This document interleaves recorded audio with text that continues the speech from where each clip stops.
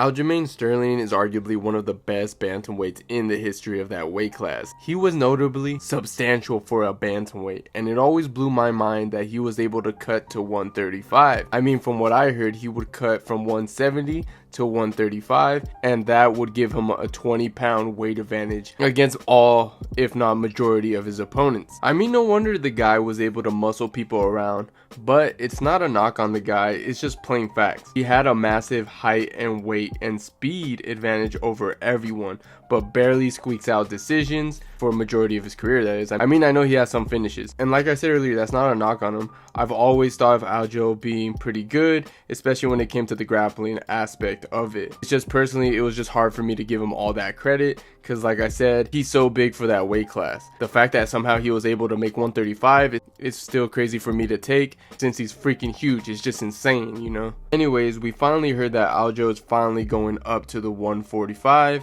which is cool since he's a natural featherweight. Since featherweights normally walk around at mid 160 to 170, he's about the same height as Ilia Topuria, so height and reach isn't really going to be a problem for him. And it looks like he's trying to get a fight with Max Holloway, which makes sense since Max has literally been killing every featherweight he's been going against, obviously except Alex Volkanovski.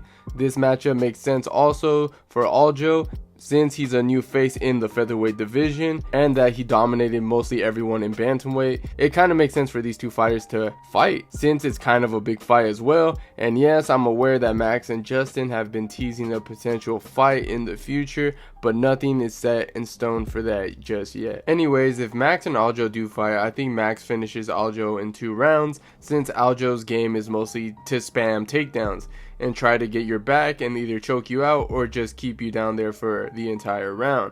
But Max possesses really good takedown defense and never gets tired on the feet, and Aljo's stand-up is kinda shit if you didn't know. In fact, as much as I praise Aljo in the beginning of the video, I honestly think he does pretty bad in the featherweight division. Like I said, he does really good in the bantamweight division since he has the weight advantage, but a lot of these featherweights are the same size as him and they have really good takedown defense and they're great on the feet. And the only reason why Aljo was so successful in the bantamweight division is, like what I said earlier, is that he was a weight bully, and I think when he fought Sean O'Malley, it proved that. Sean O'Malley, of course, is an amazing sniper, but in the same time, he matched the height and size as Aljamain Sterling, and we saw how hard it was for him to take Sean O'Malley down. And when you see Aljamain Sterling's potential matchups in this weight class, you can kind of tell he doesn't do too well. Against Max Holloway, Max kills him. He probably beats Yair Rodriguez since Yair's wrestling isn't that good. Now his matchup with Ortega is somewhat interesting. It'll probably be 50-50.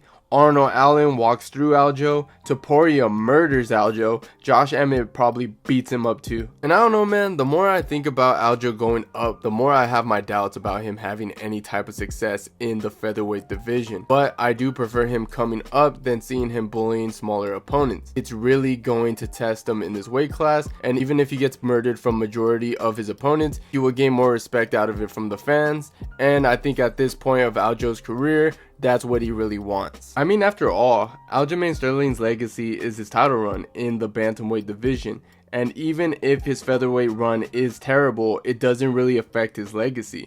So he really doesn't lose anything at this point in his career. The guy is 34 and he has a few years left, since he said he would like to eventually move on and do other things outside of the sport. But what do you guys think? Let me know in the comments down below, and if you enjoyed the video, please leave a like and don't forget to subscribe to the channel if you haven't already, that is. And I'll see you guys on my next one.